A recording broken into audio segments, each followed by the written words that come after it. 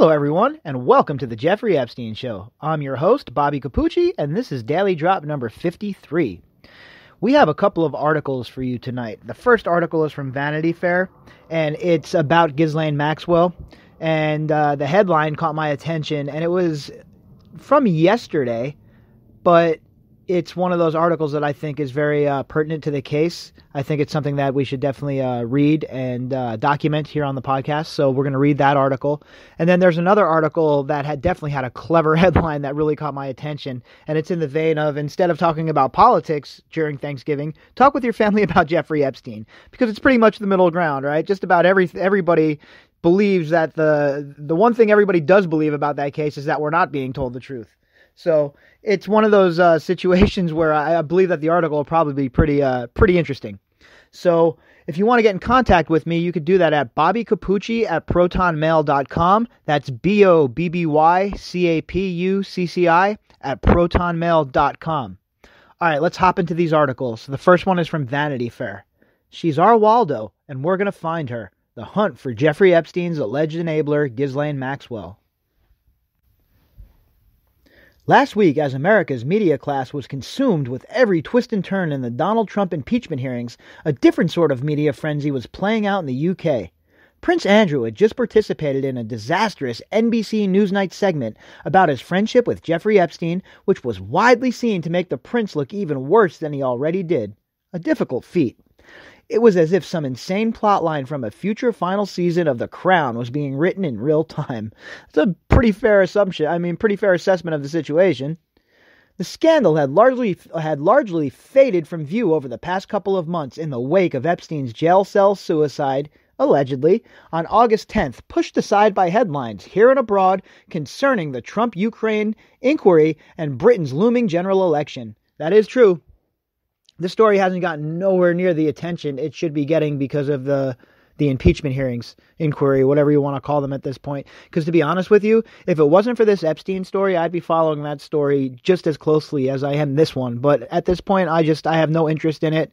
It's just not something I'm interested in following right now.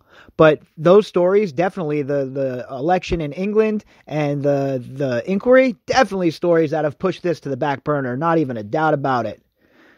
Then, in 49 awkward and uncomfortable minutes on November 16th, Andrew's BBC sit-down shoved it right back into the center of the news cycle. Hallelujah, right, boys and girls? That's exactly what we were waiting for. We've been waiting for a break like this, for something that shoves it back into everybody's face so they can see how disgusting it is, so they can understand what we understand. The interview also reignited one of the most bedeviling angles to date. Where on earth is Ghislaine Maxwell? With Epstein dead and Andrew crawling back under a rock, the Duke announced last week that he will step back from public duties for the foreseeable future. Maxwell has, in effect, become the primary person of interest in the entire sordid affair. About time someone else is saying it. We've been yelling from the rooftops. Not only us, Virginia Roberts, in her own words, said the same thing in her tweets. If you check the article posted, the episode posted earlier with the article, you could see her tweets for yourself. She's had enough. She's fighting mad. She's done.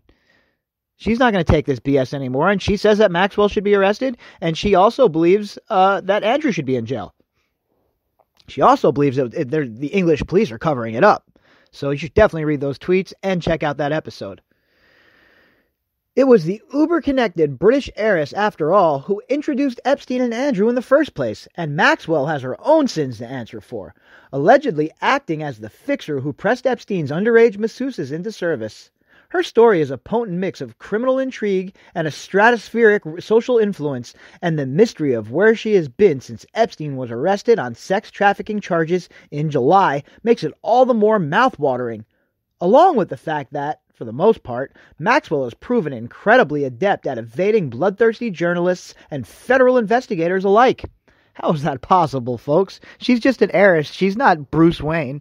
How is she doing this, eluding people on her own? She's not having any help. Nobody's helping her. Once again, why isn't a RICO case slapped on these people so that they can properly be investigated? One does wonder exactly what the FBI knows about Maxwell's involvement in Epstein's sex trafficking web that the public does not, or whether investigators actually have spoken to her over the past few months, or if an indictment is or is not in the works, given Maxwell's centrality to the whole thing. Well, you would think that an indictment has to be coming after all the evidence that has come out. I mean, the public's trust in the Justice Department and the justice system in general is fragile at best at this point. If everybody skates on this, I don't know about you guys, but there's no way that it's a complete joke at that point. Now we're letting people get away with trafficking children and raping children while people are getting choked to death over selling Lucy cigarettes. How is that even right? How is that not a two-tier justice system? Certainly someone in the federal law enforcement bureaucracy has to know where she is, right? As Candace Trunzo, the executive editor of the DailyMail.com put it, she's the one missing link and everybody wants to hear from her. A BBC Panorama interview with accuser Virginia Roberts, whose defamation lawsuit against Maxwell resulted in a trove of sensitive court documents being unsealed in August, is set to air on December 2nd. In the American media market, Maxwell came back under scrutiny in a big way last week when CBS This Morning spoke with another one of Epstein's accusers, Maria Farmer, in her first TV interview. CBS helps ABC fire the whistleblower. Let's remember, helps ABC fire the whistleblower, the alleged whistleblower anyway, Ashley Bianco. And it's not even the right person, but CBS is an advocate for these women. They're going to give Maria Farmer a platform. This is what they do. They're no different than the Royals. They need to rebuild their image, and they have to look like they've really cared about this case the whole time. So here they are, jumping on board. All day long, I saw Ghislaine going to get the women, Farmer told co-host Anthony Mason. She went to places like Central Park. I was with her a couple of times in the car. She would say, "Stop the car," and she would dash out and get a child. It's just chilling, folks. Is that not, I mean, how could you not find that chilling? It's absolutely disturbing to think that somebody can even have that in their mind. I mean, stop the car, let's get a child? I don't even, golly. Farmer, who has also shared her story in late August in a dramatic episode of The Daily, went on to allege that Maxwell had threatened her life. She says, "You're going out to jog on the West Side Highway every day, and I know this. You need to be very careful because there's so many ways to die there. So you have to be really careful. Look over your shoulder." These are the kind of people we're dealing with. Isn't that a threat? Isn't that enough to arrest her? I guess not. Why don't you try making one of those threats and see what happens to you? Now perhaps Maxwell is the one who needs to be looking over her shoulder. That is, for reporters lurking in the bushes, ready to pounce with voice recorders and cameras in hand. God, I would love to see the day. I would love to see her get absolutely ambushed by some reporters. I'd even love it more if I happened to be doing the ambushing. In recent months, journalists have searched high and low for Maxwell, who had already been maintaining a low profile even before the Epstein scandal came roaring back to life this past summer. All sorts of rumors regarding her whereabouts have flowered. She was seen at a Pilates class in L.A., she's in the Brazilian Riviera with Jean-Luc Brunel, etc. In July, a source pointed me to public records that placed her at a small single-family home in Teaneck, New Jersey, circa 2016. If she was ever there, she's not anymore. The house was sold early this year. Of course, some good old-fashioned reward money couldn't hurt the hunt. Last week, Rupert Murdoch's ferocious London tabloid, The Sun, put a £10,000 bounty on Maxwell's head, dangling its checkbook to encourage anyone with information on her whereabouts to come forward. To be eligible to claim the reward, the guidelines stipulated, you must provide information exclusively to The Sun, which directly results in The Sun successfully making contact with Ghislaine Maxwell in person. Not a bad strategy. I wish I had 10 grand to dangle as a reward. I'd do the same thing. That's how much I want justice in this case. That is how much I want justice in this case. It was a veteran tabloid journalist remarked to me, a classic Sun stunt. But The Sun has been pounding the pavement all the same. It churned out 2 scoops over the weekend, starting with the revelation that Prince Andrew secretly met Ghislaine Maxwell inside Buckingham Palace 2 weeks after a pedo ex-Jeffrey Epstein was placed under new investigation by U.S. cops. Andrew said he did meet Maxwell over the summer, but denied they discussed Epstein. That story was followed up with the tantalizing claim, per a U.S. source close to her lawyers, that Ghislaine Maxwell is preparing to speak, whether by talking to the FBI or giving a statement to the media. She has to defend herself. She has no option. She will have to address this guilt by association. Guilt by association, huh? I'm sorry, but there's a little more than guilt by association, folks, okay? She's been accused, credibly accused. Let's remember, it's not just some off-the-wall accusation, he said, she said, hearsay, no evidence, no times, no dates, no pictures, no evidence, blah, blah, blah, blah, blah, blah, blah, blah, blah. No, it's none of that. This is credible accusations, all right? When you are credibly accused of something, well, it needs to be investigated. Maxwellologists might also consider following the hashtag Where's Ghislaine hashtag on Twitter, where Financial Times Special Projects editor Janine Gibson recently joked, breaking, my mother raising questions over whether Jeffrey Epstein or Robert Maxwell are actually dead. She would like me to look into it. Ghislaine's father famously went missing from his yacht, the Lady Ghislaine, in 1991, and the media tycoon's death by heart attack / accidental drowning has been the subject of conspiracy theories ever since. Well, there, look, I don't really delve into that realm here, but that's something, if you guys are interested in something like that, you could definitely do a little bit of legwork yourself and see where it leads you. There's always going to be questions when someone rich and powerful and connected to the people like he was connected to go missing, right? There's no body, there's no proof, there's no evidence, and of course, the government is never forthcoming with anything. They always withhold everything, even if they don't have to. So it leaves a lot of open space for people to fill with all kinds of crazy ideas, right? And when I say crazy, I don't mean they aren't possible, because guess what? One thing that this whole entire Jeffrey Epstein thing has shown to me is that who knows what's possible, because this reaches the highest levels. I am talking about the highest levels of power, the highest levels of government across continents. It spans continents, folks. And here's our media squashing these stories in America. How dare they? A few days ago, an attorney who represents several Epstein accusers told The Sun he believes the FBI has, in fact, been following Maxwell's every move all along. There's only two possible places where she might be, and that's England or the UK somewhere, or in the States. The lawyer said, and if she's in the States, she's going to be in New York or California. Other theories abound. I've heard people say the Caribbean, I've heard people say France, but nobody seems to have any proper knowledge, a British tabloid insider told me. If they did, they'd be splashing it around in the papers.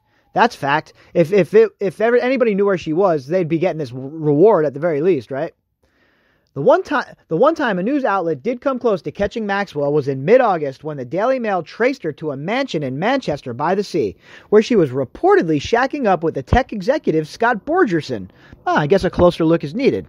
The chase had begun a few weeks earlier with a vague tip that Maxwell was laying low somewhere in Massachusetts, supposedly dating someone who was ex-military.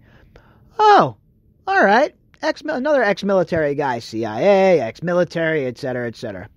Borgerson, the CEO of a company called Cargometrics, previously served in the Coast Guard. Many hours and a lot of legwork later, Mail journalists confirmed the tip and tracked Maxwell to Borgerson's imposing 3-story colonial property with 5 bedrooms, wraparound terraces, and sweeping grounds which reached to the ocean. They were even able to take a photo of Borgerson walking Maxwell's dog near his something in Boston. But alas, their elusive quarry gave them the slip, and they never managed to get a snap of Maxwell herself. Borgerson told the Mail after its story was published, Ghislaine Maxwell is not at my home, and I don't know where she is. Yeah, okay, you're probably covering up for her, like everybody else does, all the rest of you do with each other. This liar. A photograph of Maxwell did emerge, however, on August 15th, the day after the Mail story ran.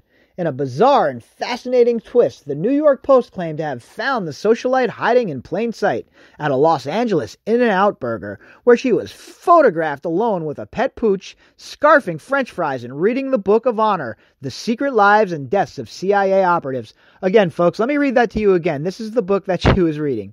The Book of Honor, The Secret Lives and Deaths of CIA Operatives. Well, I guess this is the last time I'll be here, Maxwell reportedly quipped to an onlooker. All right, so I've been meaning to put this book on my reading list, so I'm gonna grab this book and read it and see what it's about and see if there's any breadcrumbs there for us to follow. A few days later, the plot thickened again, with a Mail exclusive revealing that the in-and-out image had been staged by Maxwell's friend and attorney, Leah Safian, whose identity was gleaned via the photo's metadata. It seemed to me that once we knew where she was, she decided she needed to change location, said Trunzo, the DailyMail.com executive editor. My feeling is the way she felt she could minimize the intent to get a photograph of her was to put one out herself. So, they can get the metadata of this photo.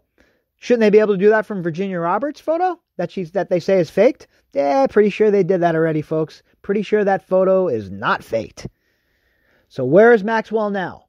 Some secluded New England cottage? A SoCal beach bungalow? A farmhouse in the remote French countryside? A Taco Bell in Jersey?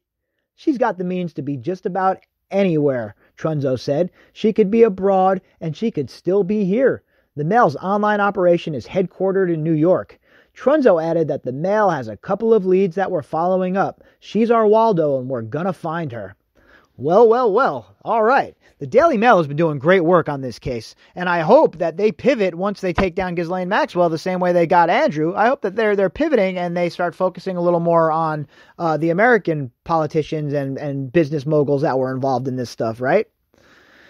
All right, our next article, I've been looking forward to reading this article since I seen the headline today. It's from theoutline.com, and the headline is, Avoid Thanksgiving Fights by Talking About Jeffrey Epstein.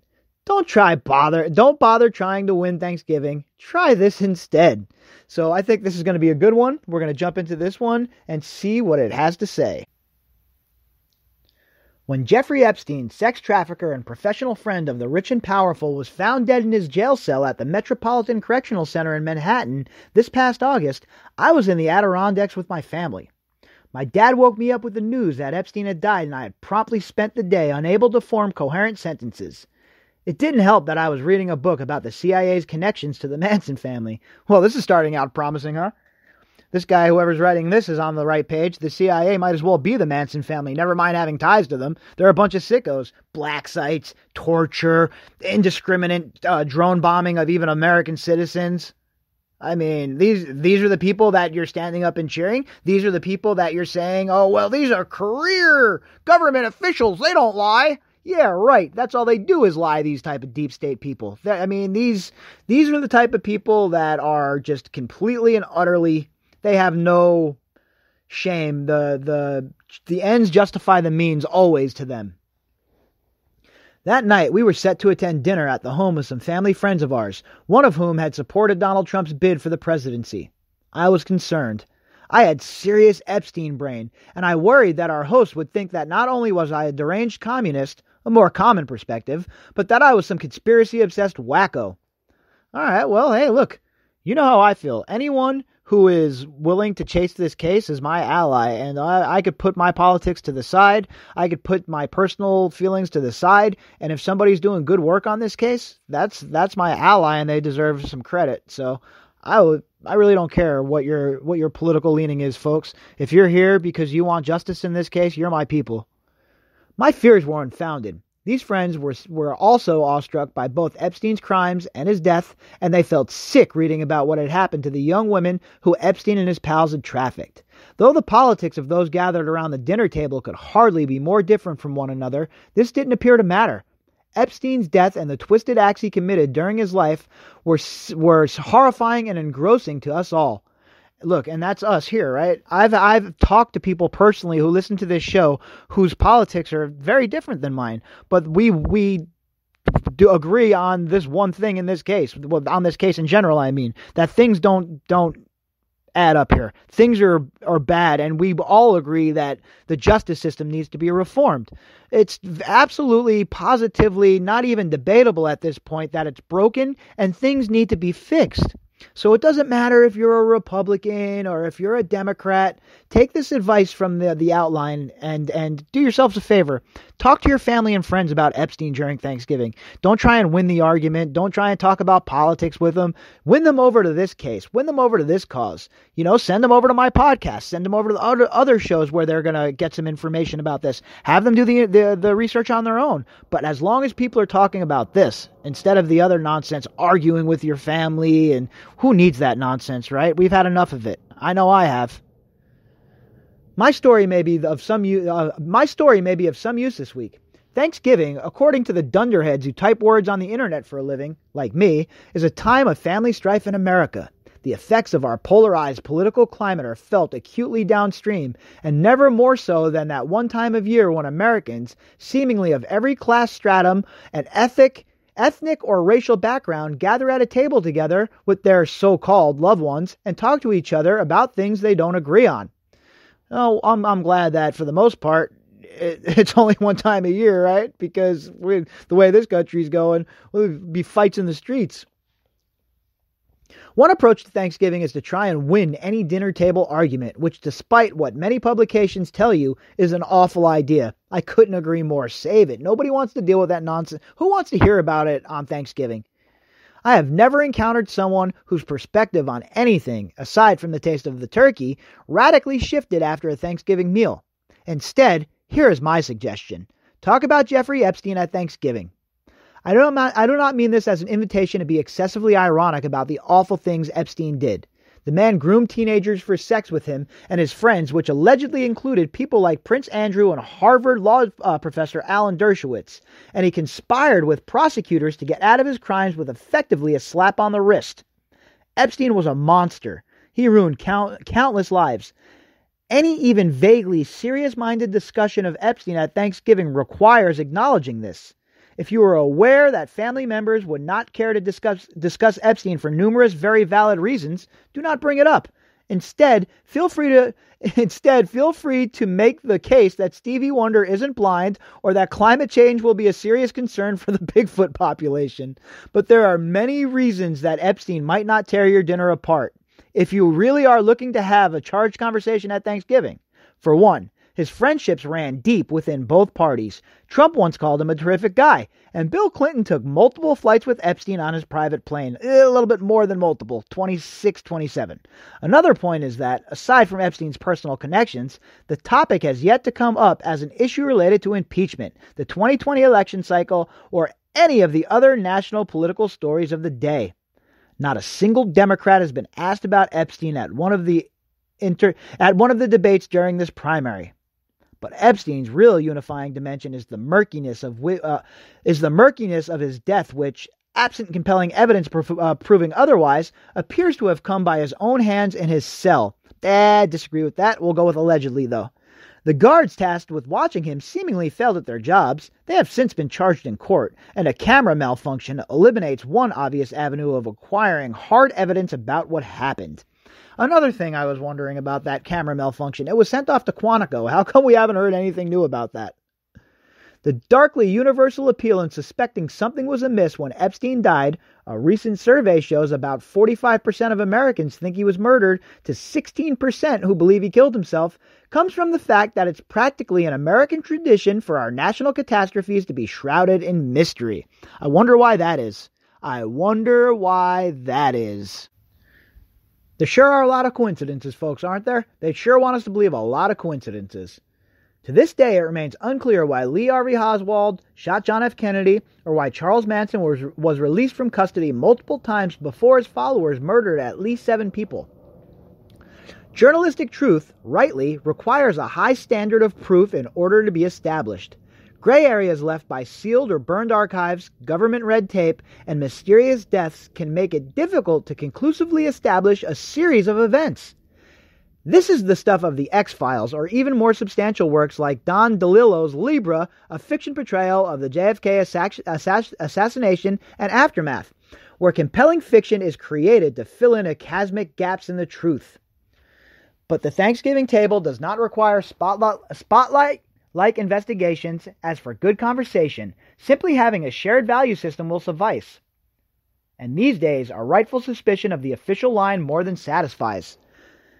Though our country and our Thanksgiving tables may be divided, perhaps hopelessly so, one great truth reigns supreme. It's hard to know what to believe at all anymore. Yeah, that's for sure. I mean, we talk about that all the time, right? Who the hell knows what to believe anymore? It's one of those, it's like I said, when that CERN machine came on, when the collider came on, I wonder if we got knocked into a different reality, because none of this stuff even seems real, right? Everything seems so crazy. How did the world fall into chaos so quickly? All right, folks, so that is the daily drop for this evening. We will be back tomorrow with a morning drop. I will be doing this morning drop from the mountains. We're supposed to get a snowstorm here, and I'm going climbing. Well, not really climbing. Nice hike in the snow. So I'll be doing it from my car before I do my hike. And we'll see what happens in the afternoon. If some stories break like usual, we'll cover that as well. And if not, it will be the daily drop and the morning update like usual. If you would like to get in contact with me, you could do that at BobbyCapucci@protonmail.com. That's Bobby Capucci at protonmail.com. If you would like to support the show, you could go follow the link inside of the description box and do that at the GoFundMe site. All right, everybody, enjoy your night.